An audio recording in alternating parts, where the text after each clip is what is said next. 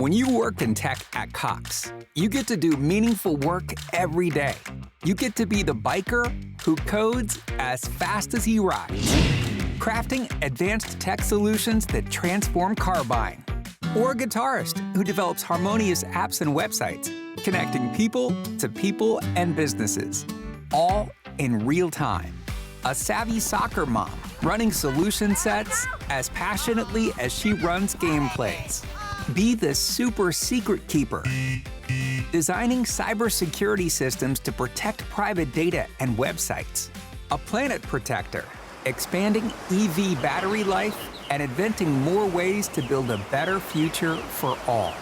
When you work in tech at Cox, you get to do career-defining work that solves the greatest problems of our time. Join us and connect to work that improves lives, including yours. Learn more about our family of businesses at cox.career/tech.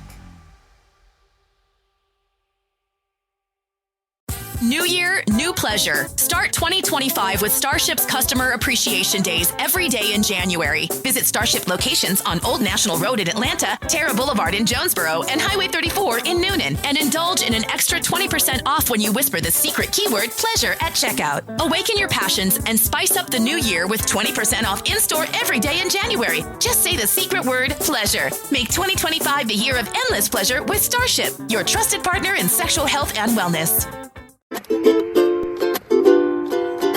Pocket Party Podcast. It's my favorite podcast. The Pocket Party Podcast. And we're back. Hey, it's your host, Darren Carter, the party starter. I will be coming to Phoenix, Arizona, January 31st, February 1st. Check the link in the bio. I'll be at Stir Crazy. Hope all is well. Hope you guys are good. It's the start of 2025, a new year. Yay! I got a guest here with me. You've heard him on the podcast before. It's Kevin Alderman. He's got Aldermania. Hey, Darren. How are you, buddy? Dude, how's it going? It's going good, man. I guess, it's a new year. New me. I've been working out.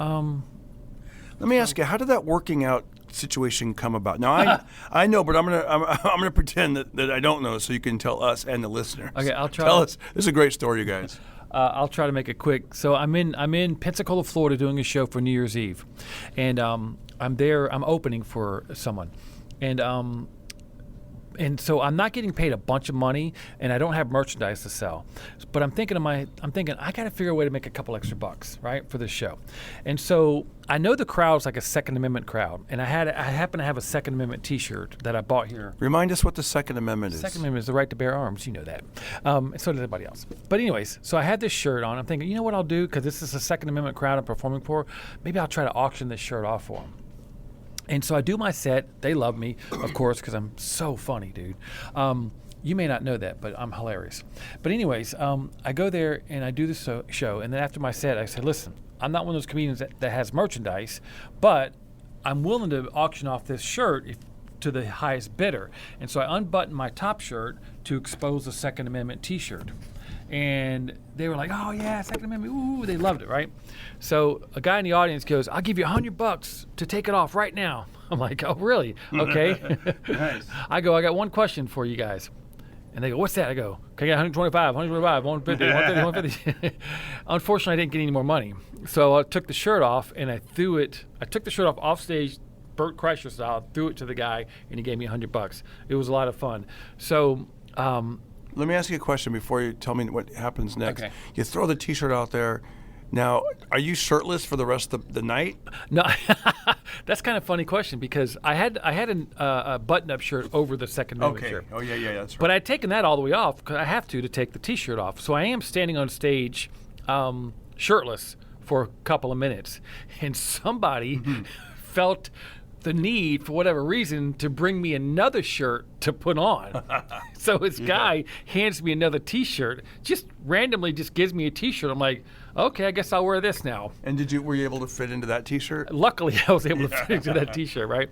So we have a great time. It was a great show, great time, everything, right? So the night before we're about to leave, the guy who hired us is a guy my age. We're about the same age, but he's an MMA fighter. Yeah, you're late 50s. Yeah, I'm late 50s. He's 55, but he's in great shape. He's strong and all this stuff.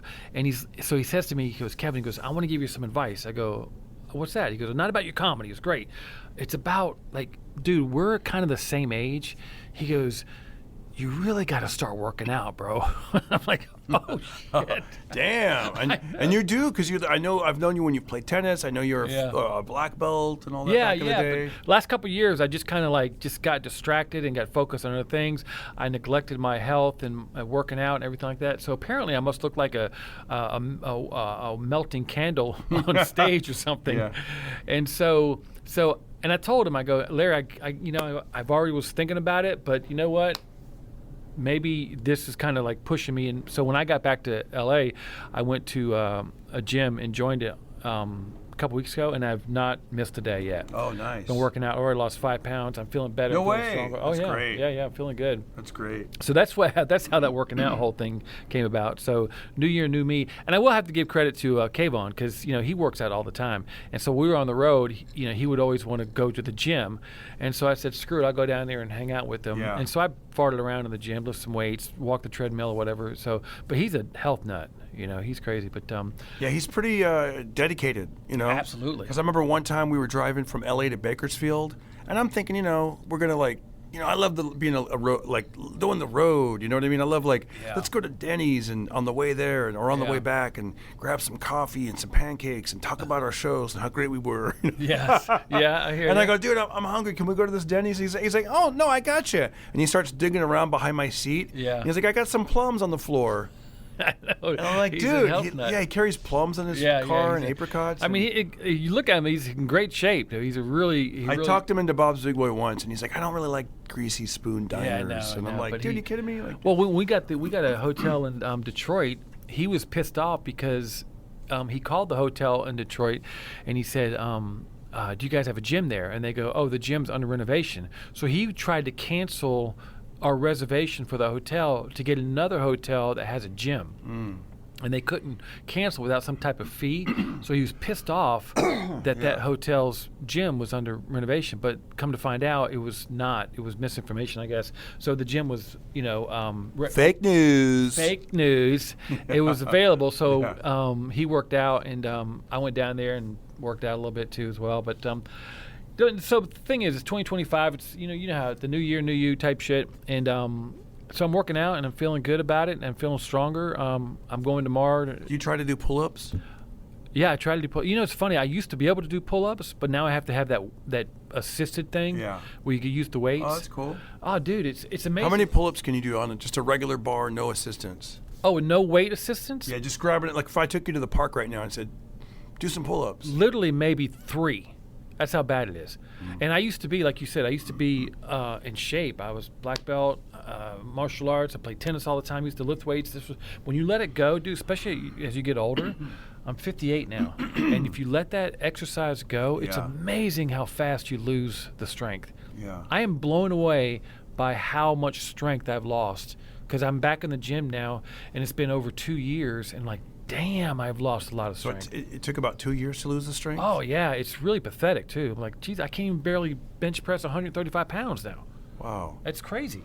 So, well, you know what? I used to back in middle school. I remember they had a pull-up contest, and I did 27 pull-ups, and I got to go to the next level of the thing, and that night my parents drove me, and so I always remember I was able to bang out all those pull-ups. But and I also know that I wrestled in 9th grade, and my weight was I think 102 pounds, 103. I think whatever weight division that is. That's how. So I'm thinking.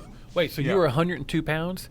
That's why you could do 27 I know, pull-ups. right? You could do that with one hand. I know, because now you look back, you're like, you try adding 100 more pounds. If you're 203, 205 pounds, whatever that is. Yeah. That's why I'm like, we were at the LA County Fair, and they had the Marines there, right? And the Marines were like, come up and do a pull-up, and you can win this water bottle or this whatever, all these different little prizes. And I was curious on how many I could do. How old were you at 102 pounds? I was 12. 12. All right. I think I was 12 or 13. All right. You were shredded, apparently. Skinny, I should say. Skinny. Yeah, I don't know if I was shredded. Yeah. I mean, you don't really start getting shredded until you're 12 or... Yeah, I was Yeah, I was 14 maybe. right, because Yeah. then I was on the wrestling team. I started actually getting muscles, and then and then in 10th grade, and all that. But then your pull-ups went down. I'm assuming because you're bigger, you're heavier now. Yeah, I didn't What, really are you stronger? Yeah, probably because I didn't really count or really. I would just do them, and not even worry about it. Pull-ups are always been my. I hate pull-ups. But I'll tell you, I joined that boxing gym about 9 years ago. And I was like kind of where you're at. I was like, damn, 2 pull-ups. I can only do 2. I can do 3. This sucks, And then eventually I got to the point. I remember this guy, this heavyweight guy. He actually fought Deontay Wilder, like pretty strong guy. Okay. He was giving me some assisted pull-ups. He goes, come on, man. You're doing 5. You're doing 5, or you ain't going home. So I finally was able to do 5. Yeah. With assistance, and then eventually I got 5. And then, anyways, back at the fair. I do that too. Though when I'm in the gym, I get someone to spot me to do pull-ups, and I was always trying to find a hot chick to hold my ass and just push me up. And so hey, you lose 5 more pounds, it might happen. right. You're like, or Or maybe get arrested. 10, maybe 10 more pounds. There's a dude, by the way. I don't know if this is gonna be funny or not, but there's a weird dude, and I when I think about this guy, I know I can hear people going, "Oh, let him live his life," and I get that. But we're at the gym. Not that the ones that listen to this podcast aren't thinking that. Okay, but this dude, I don't know what he's doing, but there's a section of the gym where there's like medicine balls and there's mirrors and people stretch and there's mats. I don't know if you know that part of the gym. Yeah. But he always goes over there and he's got his earbuds in, and he just dances, but he doesn't dance very well. And he spins and stuff, and he's not really working out, and he smiles at people, and I'm like, what is this guy doing? He's trying to dance like no one's watching, but he doesn't realize that Kevin Alderman is. I think he dances like he wants to dance so everyone can watch him. Oh, I see. And I think maybe what it might be in his mind, he probably thinks he looks really good, but it's funny to see someone inside of a gym, Get a little closer. inside of a gym, dancing like he's in a ballet play or something like that, but not very good at it either.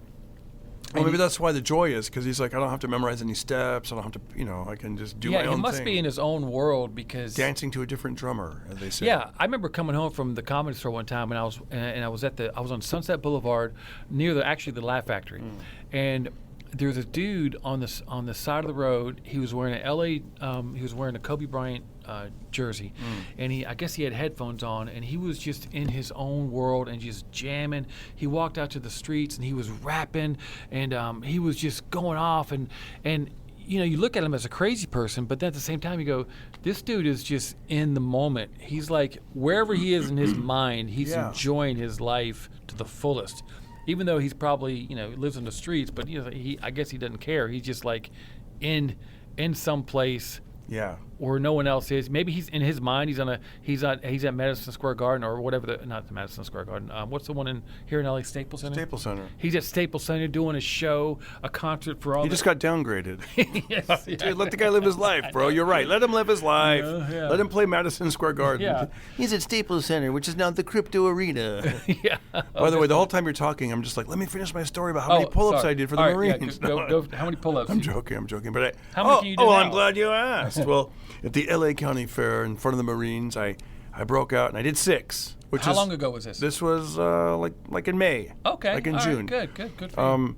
So yeah, I did 6, and they gave me a sticker, and I got like a cool Marine sticker, and I was like, I did Good it. job, buddy. Oh, yeah, good job. I know. I mean, I knew going into it I wasn't going to do 10, but I was like, I know I can do more than 5. I'm gonna will myself to do more than 5. I'm like, I know I can do more than 5. I mean, I don't know what you weigh now, but you're not 102. So Yeah. it's not that. I think I'm heavier now than I was in May. Oh, really? Yeah. Like, Yeah, I think so. Okay, yeah, but you look like you're in good shape though. Because I'm doing the push-ups every day, and I'm doing the kettlebells. I'm working out. You don't look like a melting candle. No, I don't want to. I mean, also clothes can make you look. Yeah. But dude, I do the push-ups every day, and I want to be a good example to my son. So I got him doing them like last year. I go, dude, he's 17 now. At the time, I go, you can do this. You're 15. You could, Yeah. So he started doing the push-ups, and then the new year, bam, last year he started doing like 100 a day. And then for a while he would pump it up to 200, and now he's doing his push-ups. And even today he did extra. He did like 150, and sometimes he'll do knuckle push-ups and then clap push-ups. Oh yeah. Have you tried clap push-ups? Absolutely. Have you done it in the last 10 years? I could do them now. You can? I could do a lap push-up for you. Clap push-up? Yeah. He called it a laugh push-up. He's taking the jacket off. Yeah. Okay, I'm gonna do. Well, hold on. Let me here. record. I'm gonna film you. Can I film you? Yeah. Okay. I don't know how many I can do, but I know. I don't want you to hurt yourself now. Dude. Get closer to this mic. Okay, I'm gonna start with 1. 1. Well, let me tell you, I did 7. Okay. I did 7, and it doesn't look very graceful when I do it. I'll be honest. It's just a push up with the clap. And my wife saw the 7th one, and she goes, "You look like a weird like seal," because she just saw me like, "Ooh," and you're gonna crash to the ground. 6, I'm dying here. Okay, hold on, not yet. All right, hold on. Do you need to do any kind of warm up or anything, No, or? let's just go ahead and get into it. Okay, hold on. All right, here we go, ladies and gentlemen. Hold on, not yet. Wait, hold on. Let me hit record. Ladies and gentlemen, Kevin Alderman thinks he can do clap push-ups. Let's find out. At least 1. Let's go.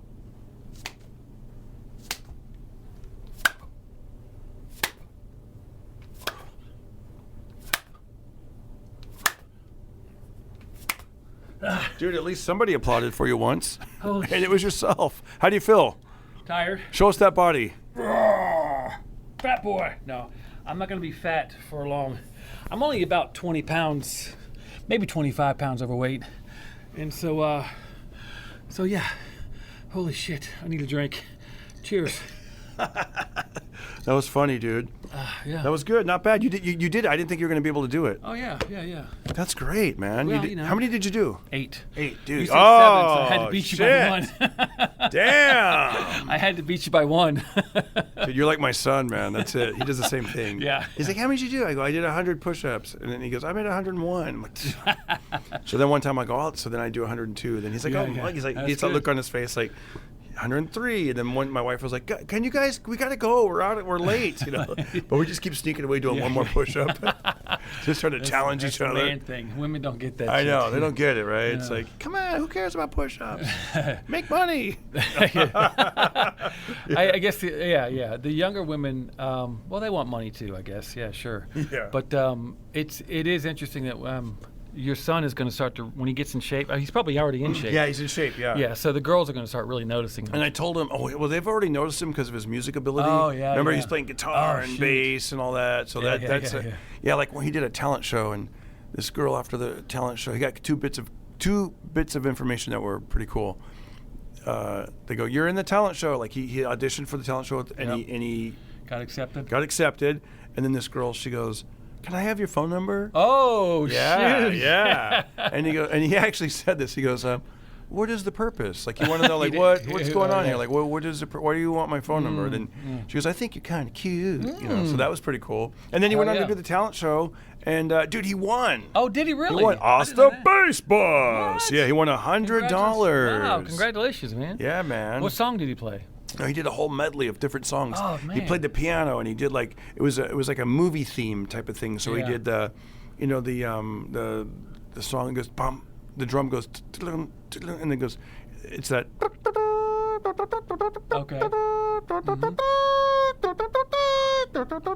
Okay. I don't know. I forget the name of that song. But I you have know, no clue. when a movie starts, and Yeah, it's yeah. that thing that movie roar. The lions are like roar, Right, that's, roar. yeah, It's that movie. I Yeah, forget yeah. the name of it, I but forget the name of it. he did How that. many instruments did he play? Oh, he like 40. But Oh, my God. But he loves bass, guitar, piano. Wow. Yeah, dude. He can really play 40 instruments? Yeah, you give him. There's 40 different instruments. He can pick it up and play it and make music with it. So but he's like- But as far as playing it good, guitar, bass, piano, I would say. But That's yeah. his thing. His Yeah. main. So he's one of those guys who can just listen to a song and go, oh, I can play Absolutely. it. Yeah. He hears it, but it's called a perfect pitch. He can. If I went like this, he would tell you what pitch that is. If I hit like a little bottle, ding ding ding Yeah. ding. Isn't that weird? Yeah. That's a weird thing to me because I wish I had that, but I can't sing worth a shit. I can't play. I mean, I play guitar, but I could play like maybe 4 chords, but I can't ever play a full song. But when I see people who can listen to a song like for like 13 seconds and go, Yeah. oh, I got that, and then they start playing it. Yeah. Like, how in God's name? I guess they realize like what the notes are, what key it's in, and then they could, and it's just patterns because they're like, oh, let me just repeat these 8 patterns of whatever. Well, clearly they hear differently yeah. than My we do. okay, so it must be a little hereditary, I would imagine, because my grandfather's father was a musician and wrote songs and had a music store. And I was telling my aunt about my son Austin. And she goes, "Oh yeah," she goes, "Grandpa used to do that." She goes, "This is back in the '60s." She goes, "We'd be playing the Beatles, and then he'd go over there and listen to it and start just playing it right away, like playing the Beatles on the piano." And It's a cool thing. Yeah, that's. Here's a little bit of trivia. Darren Carter Party Starter trivia. My great-grandfather, he wrote the state song for the state of South Dakota. Oh, really? Yeah. Really? Yes, DeCourt Why? Hammett. Why DeCourt South Hammett. Dakota? That's where he lived. Oh. Yeah. Okay. Why South Dakota? I know. It's like. He lived. Hey, I'm from New York. You know it. No, Yeah. No, he lived in South Dakota, and they had a contest, and he won the contest. So you have family in South Dakota? I did, yeah. And you could look it up. You did. could look up state song South Dakota. You'll see his name right then and there. So was your family was the only one that lived there in South Dakota, I guess? And Grandma lived in Iowa, and it's like right on the border. I mean, like seriously, no one else lives in South Dakota. Right. Oh yeah. I mean, there's a population of what, 12 now? Christy Nome and her dogs. Christy Nome and dogs. Yeah. Yeah. Yeah. I've never been to South Dakota, so I'm talking shit about them, but I have no idea what it's like there. Oh, it's beautiful, man. Yeah? Yeah. Is it? It's not farmland. It's just more like what is it? Mountainous terrain? It's great. It's open. It's beautiful, man. So if you have a house there, you have like 500 acres as well. If you can afford it. If you can, oh, okay. Yeah. And I mean, if you've got like $150, no, I'm just kidding. right, No. it's pretty cheap land there, I bet. No, but I know North Dakota is really cold. You got North Dakota, you got South Dakota. Yeah. The coldest I've ever been, I want to say, is in Upper Michigan. I was in the UP. And also Duluth, Minnesota. Minnesota. It was 11 degrees below zero. Yikes. And it was windy. But luckily we had a van and hotels and stuff, so we were good. Dude, the coldest I've ever been was in Lisbon Falls, Maine. I'm a Navy brat, so I lived most of my life in Florida. Born in Miami, lived in Key West, Jacksonville. And so at 12, I was 7th grade, we moved from Jacksonville, Florida to Lisbon Falls, Maine, right? Wow. Never been in that kind of weather. So wintertime comes, it gets so cold in Maine that there's a river that runs through certain parts of the towns that gets so frozen that they race cars on the river. That's how thick and you can ice skate the river for miles. It's pretty Did you do it? Did you try it? I did. I played hockey up there. I learned how to ice skate up there and everything. But one day, me and my 2 older brothers were going to go down to this certain part of the river and ice skate and play hockey with some other people. But my 2 older brothers were potheads. So we go there with hockey sticks and ice skates, and they go. My 2 older brothers like, look, we're gonna go get our friends. We'll be back. So they go to get their friend, but then they stayed there and smoked weed the whole freaking time. So I'm sitting there waiting. This is back 300 years ago. They didn't have telephones back then. And so I'm stuck here. Cell phones. They didn't have anything. Yeah, it was a long time ago. So I'm stuck. Like, they didn't have beepers back then. They didn't have beeper. We had carrier pigeons, and so It was too cold for them to fly. yeah, it was brutal, dude. And I remember thinking, it's getting late. It's starting to get dark, and my brothers are stoned out of their minds at their friend's house. So I'm stuck there with three sets of ice skates, 3 hockey sticks. It's 300 below zero, and I had to walk back, and it was like the most miserable. I literally thought I was going to die, freeze to death walking back to the house. It was probably about 1.5 miles to walk back to the house, which at 12 years old it seemed like forever. And were your fingers covered? Dude, I was so I had gloves on and stuff like that, but it gets, your fingertips get cold and they get numb, and when you're so cold, you probably know this because your nose, you can feel I hate to say it, it's going to sound gross, but the snot in your nose freezes, and you can feel that shit in there. It's just like that's why to this day I hate the cold weather. Yeah. That's why I chose LA over New York. I performed in Canada one time, and well, many times, but one time it was really cold, and the hotel I was at, there was a diner that was about, I would say, like a 10-minute walk. It's about 10 minutes if you were to judge it, you know.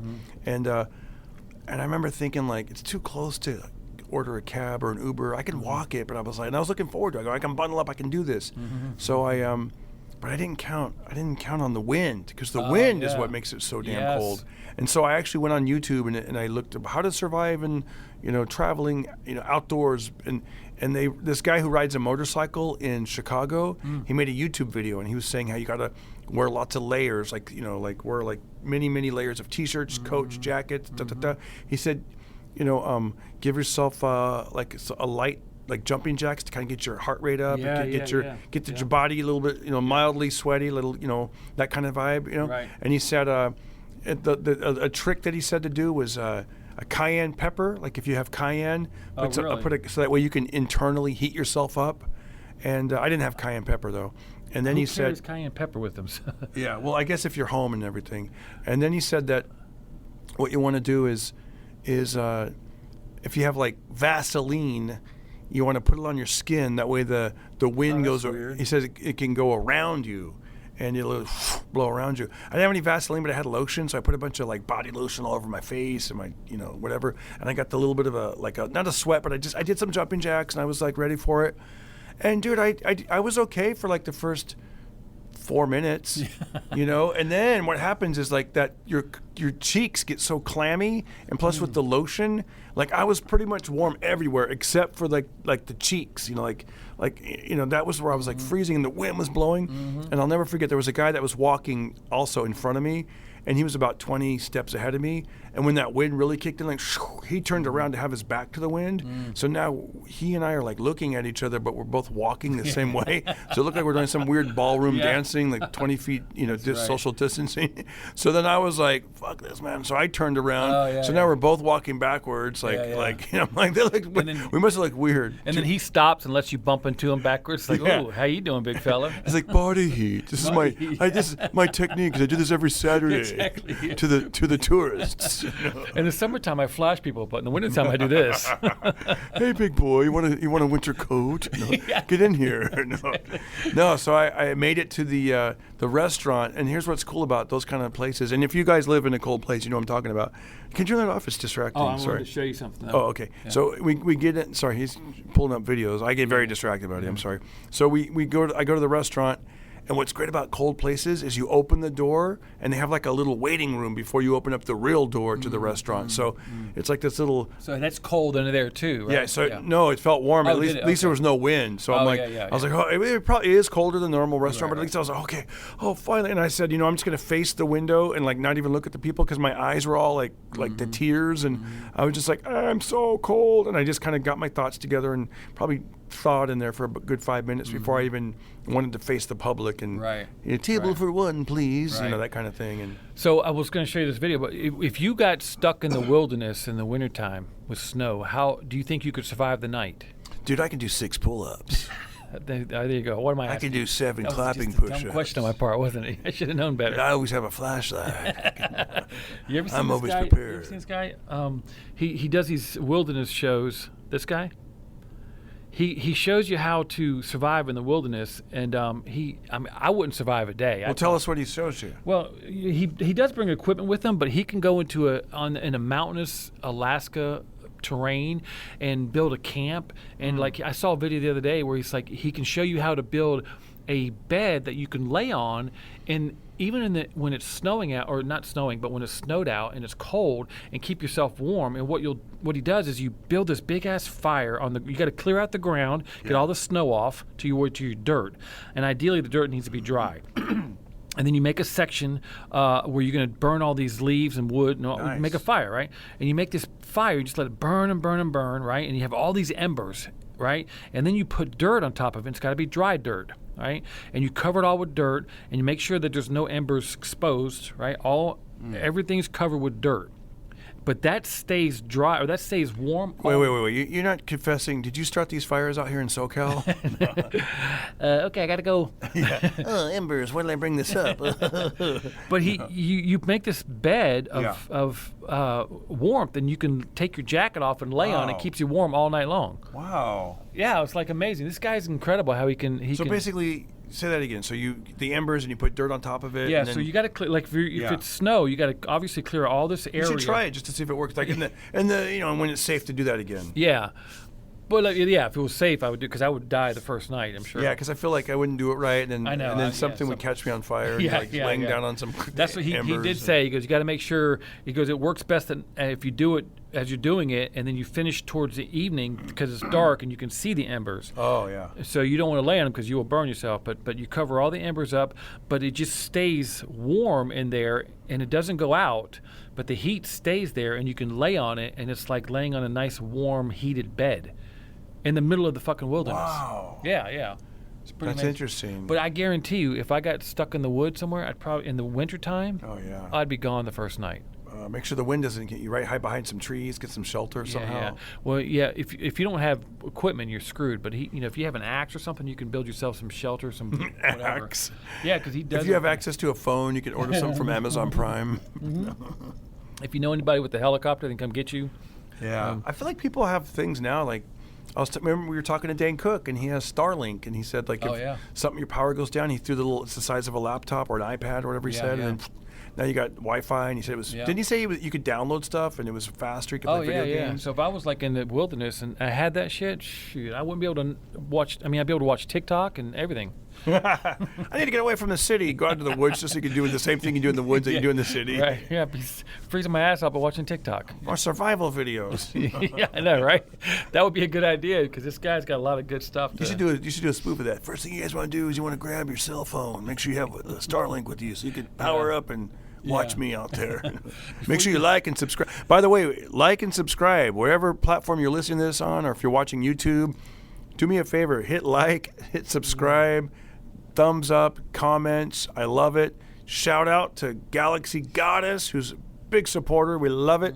Shout out to my homie down in San Diego, dude. Thank you so much for all the great comments. Shout out to Miguel Romero. Shout out. This is off the top of my head. I should have been more prepared for this, but shout out to Curtis Marsh. Thank you, and everybody in their support. I appreciate all the comments you guys do. It's beautiful. So are you on YouTube or something? I'm on YouTube. I'm on Instagram. Hey, how about TikTok, dude? When it went down, what'd you think of that? It went down for about 12 hours. Oh, I knew it wasn't going to be down. I knew it wasn't going to go away. But I did notice that things were different when it came back. The algorithm was different. I had a video that I took down. I should have kept it up because I felt like something's not right here. This doesn't feel like the same TikTok. And I used the description like it feels Instagram-y. If that makes any sense, because Instagram and TikTok are two totally different types of videos. Now, based on algorithms, I'm sure they might line up for some people, but my TikTok algorithm and my Instagram algorithm are totally different. And do tell. Well, the TikTok was more raw content. Like the UFOs, the orbs. Drones, all this a little more conspiracy-ish, but a lot more more interesting and more like less, for lack of a better word, censored. Really, I feel like Instagram and TikTok, Instagram and Facebook or Meta, whatever, they kind of like censor stuff. They only want certain type of stuff to go through. Where TikTok, you can see protests in different parts of the world or whatever, and where Instagram wouldn't show that necessarily. And then when TikTok went down and then came back up, a lot of that stuff was no longer there. You didn't see videos about the UFOs and the drones and the orbs and all that kind of stuff. You see a lot more. Mainstream media posts from TikTok, but you saw a lot less independent people doing stuff. And I'm like, so then I noticed that, and then some people were putting up videos going, they changed the algorithms. They shut TikTok off for 12 hours or whatever it was to change the algorithms for whatever reason, we don't know. But there's people thinking that, okay, they changed something for whatever reason. Maybe they're trying to get rid of all those content creators who get information for us that Instagram and Facebook won't let you see, but you can see it on TikTok. And so, because I don't see that kind of stuff anymore. I don't see stuff about drones and things like that anymore. It's all gone. Why? Interesting. Now, the TikTok, see, I'm not that into TikTok, so I'm one of those people I didn't really notice. I was like, I know you told me that you like TikTok. You prefer TikTok over Instagram. I remember you had told me that. Absolutely. So TikTok is also owned, the same company, they own CapCut. And I do all my editing on CapCut. Right. And for some reason, TikTok bounced back 12 hours later. TikTok took like CapCut took 3 or 4 days. And for a guy like me who likes to create, edit, I'm like, what is going on? When's this thing going to happen? But it finally did. William, come on in for a second. I got to finish up my stuff. Okay, we love you, buddy. Thank you. Yeah. That's the manager. We're here at the Comedy Club Flappers. His father was a firefighter, or is a firefighter, really? And he did firefighting also. Oh, wow. I was going to ask him about William's great, man. We love firefighting questions, but he's Flappers good. Comedy Club in Burbank. Great club. Yeah. Come out and see us.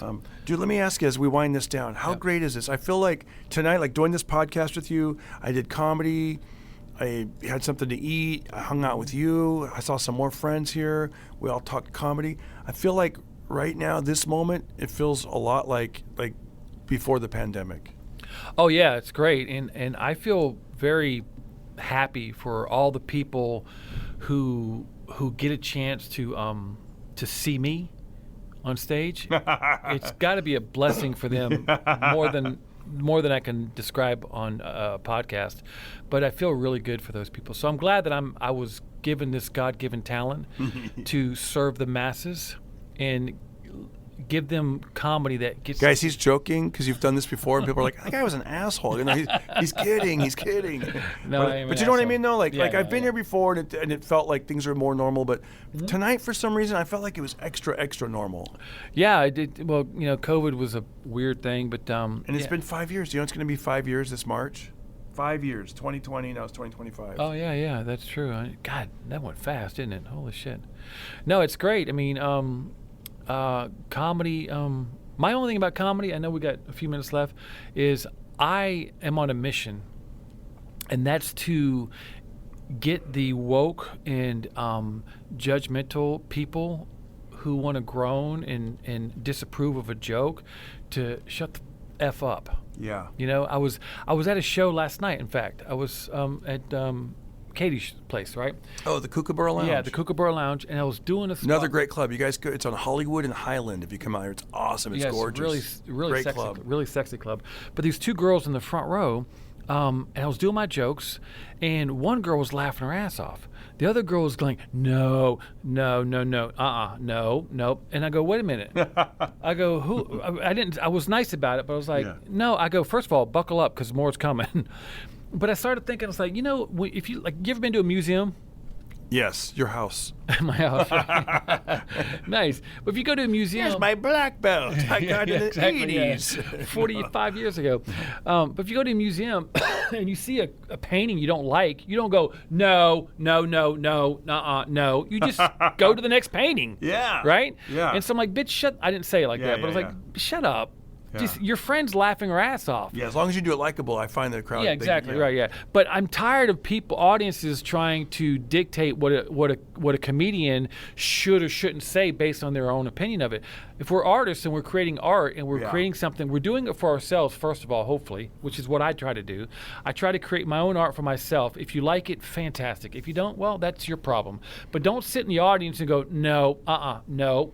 Like you're not deciding on whether or not I'm going to do my comedy. I know, especially your comedy, because she might say that you got more jokes coming up that are a lot like that same vein now. Absolutely, yes. I do jokes that even I've had that, like when I do the thing about, the sexy ladies, let me hear you say, I've had sometimes people will, like women, occasionally they'll go, not going to do it, no.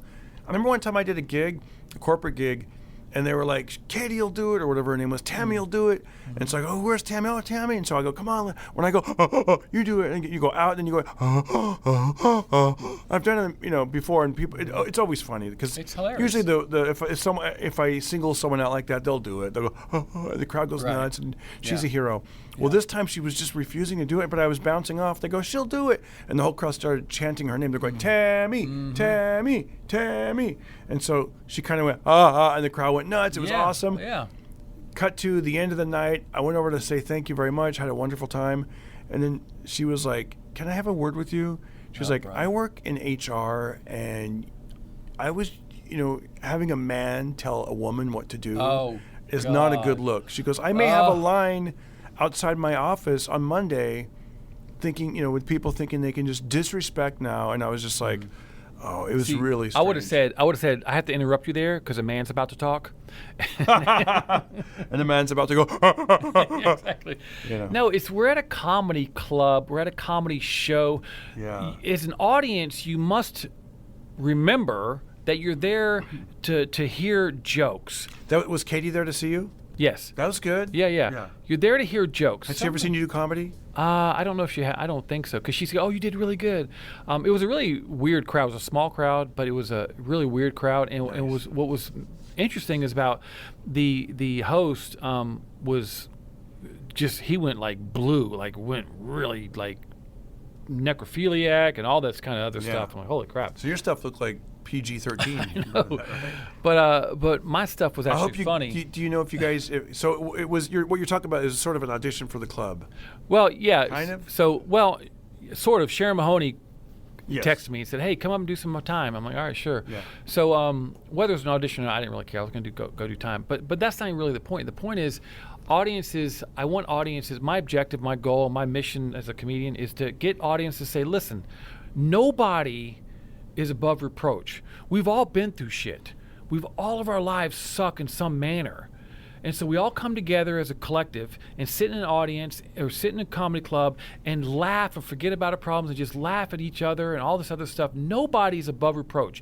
And if you're sitting there being judgmental in an audience, then you seemingly seem to think that you're a better person than everyone else and that nothing touches. Because I see stuff all the time on stage I don't agree with or I don't like, and I'm like, this is terrible. But Yes. I don't say no. I just don't say anything. When you are on Grindr, you're not swiping right on every guy. No, I'm gonna be like that lady. You know what? Yeah. I'm on her side now. This guy sucks. No, it's just like with social media. You scroll and you see things you like. You see things you don't. Just keep scrolling if you don't like it. Don't sit in the audience and go, no, we're not going to do that. Like, bitch, we are going to do that. That's what's going to happen right now, and you're going to sit there and take it. Sorry. Yeah. Give me an example of what you said.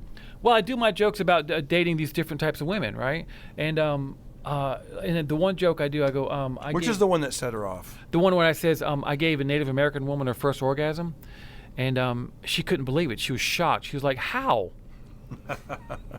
And I go, I don't know. And she goes, you know what, Kevin? I wasn't even going to have sex with you. I go, really? She's like, yeah, I had reservations.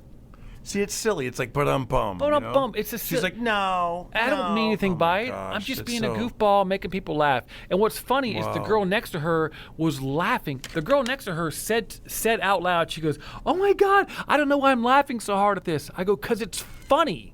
Yeah. Tell your friend that. Because her friend was the one going, no. But meanwhile, this woman was laughing. Maybe she was Indian or Native American, you think? No, she was just some regular chick. Wow. But the thing was, this girl was here to have a good time. This other girl was there to be judgmental. Yeah. And be virtuous and like, oh, no, we're above that. Maybe her Indian name is Judging with Karen. It could have been, do a joke like that. And what's the girlfriend's name? You have the How, reservations. Yeah, her name was Dorothy, but she went by the name, her Indian name is, and then have the punchline. Well, I do have an Indian name, but it's a little vulgar. What is it? Well, because when she says, I wasn't going to have sex with you, and I go, really? She goes like, yeah, I had reservations. I go, what do you think now, Squirting River? I told you. No. No. Yes. He's like, yes. Swipe on the next one, and I will. Guys, we're going to end this podcast. No. Hey, thanks again, Kevin Alderman. Go check him out. Do you want to follow him on TikTok and Instagram, I guess? The Kevin Alderman. Spell your name Kevin, and then last name is spelled? So it's TheKevinAlderman. The Kevin Alderman. The Kevin Alderman. All right, buddy. Next time you're in here, let's lose even more weight and absolutely to get more rock dieseled up. We'll do 16 clap push-ups. Oh, damn! That's yeah. I thought you were gonna say like 9 or something. No, we'll you're gonna double it. Hell yeah! All right, y'all. Darren Carter, Party Starter. Thanks again for everything. Make sure you comment, like, subscribe. He's a crazy chicken plucker named Darren, with no tattoos, freckles, only barren, staring down a microphone. Darren Carter will tickle your funny bone with a ho ho ho and a ha ha laugh. Tune in and listen on the Pocket Party Podcast.